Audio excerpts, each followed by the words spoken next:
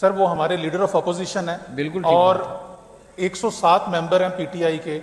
हम लोग जो हैं वो करोड़ों वोट लेके आए हैं, उनको आज 10 साल की नाहक सजा दे दी गई है, ये हमारा यकीन है और पाकिस्तानी कौम भी ये समझती है। तो हमें उसके ऊपर इस ऐवान में बात करने का तो हक होना चाहिए। Sir I do remember on the very first week of this assembly, बच्चर साहब ने कोई बात की तो स्पीकर साहब ने बल्कि ये रिमार्क्स दिए उनके बारे में कि बच्चर साहब आप जितने शरीफ आदमी हैं, आप तो चाहें भी तो लड़ाई नहीं कर सकते।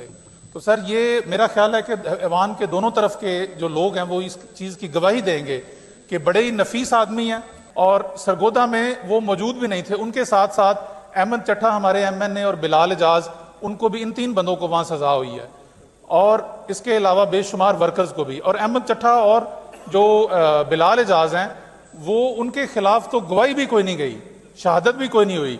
तो गुजारिश ये है कि जिस तरह की अदालतों में आजकल से इंसाफ हो रहा है सर, इसको हम अब यही कहेंगे कि ये जिन कमरों के बाहर अदालत लिखा हुआ है ये अदालत नहीं है। ये इन कमरों में जिस तरह के फैसले हो रहे हैं, और मैं ये जरूर कहूंगा on floor of this house, ये अगर मैं ना कहूं तो मैं बदयांती कर रहा हूँ बच्चर साहब के साथ और अपनी पार्टी के साथ और अपने हलफ के साथ। हमारी ये फीलिंग है और हम ये समझते हैं कि आज की जो मौजूदा हुकूमत है वो इसमें बराबर की शरीक है। जिस तरह से 26वीं आईनी तरमीम की गई, वो इस गवर्नमेंट ने वकास साहब, अदालती फैसले में तो हुकूमत का कोई अमल दखल नहीं होता। जिस तरह अदालतें बनाई गई हैं, और रात को 12 बजे अदालतें लग रही हैं, आजकल लग रही हैं, कोर्ट लखपत जेल में लग रही हैं, रात को 10 बजे 12 बजे ट्रायल हो रहा है, ये फैसलाबाद में। सर ये कहाँ पे, मतलब ये आप जो है वो इंसाफ का तो जनाजा निकाल रहे हैं। अदालती फैसले में आप कह रहे हैं सर अडयाला जेल जो है वो पंजाब गवर्नमेंट की जुरिस्डिक्शन में है। अडयाला जेल में इमरान खान से उनकी बहन को नहीं मिलने दिया जाता, हमारे पॉलिटिकल जो लीडर्स हैं उनको नहीं मिलने दिया जाता। चले मैं अदालत पे नहीं, मैं आपसे यही सवाल कर लेता हूं, गवर्नमेंट से ये सवाल कर लेता हूं कि अदालती फैसले के ऊपर अदालत ने फैसला दिया हुआ है, हाई कोर्ट ने, सुप्रीम कोर्ट ने, कि एक कमेटी बनाई हुई है, वो बंदों के नाम देगी और आप इमरान खान से जो है वो मुलाकात करेंगे।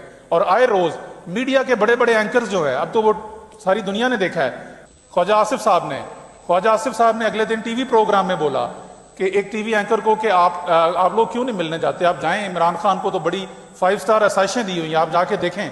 और वो टीवी एंकर गई और उसने इजाजत ली, और उसके बाद कई घंटे खड़े होने के बाद उसको नहीं इजाजत दी गई। उसके बाद एक और एंकर जो है उन्होंने भी कहा कि मैं चेक करूं। तो जनाब अब जब आप ये कहते हैं कि अदालती हुक्म जो है, सर अदालती हुक्म अगर कोई पीटीआई के हक में आए तो उसको तो गवर्नमेंट मानती नहीं है, और अगर वो पीटीआई के खिलाफ है तो सिंपल ये कह देना कि ये अदालती हुक्म है।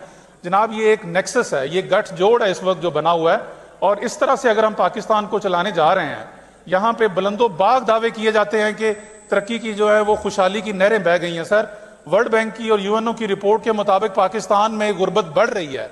अगर गुर्बत बढ़ रही है तो तरक्की कहाँ है? सर जिस तरह से हम ये काम कर रहे हैं इस तरह से ये मुल्क नहीं चलेगा। और अगर आप समझते हैं, अगर ये गवर्नमेंट समझती है कि अपोजिशन को दीवार के साथ लगाकर अपोजिशन लीडर अहमद खान बच्चर जैसे अपोजिशन लीडर शरीफ आदमी को 10 साल की नाहक सजा दे के ये हमें झुका लेंगे, तो ये मुमकिन नहीं है।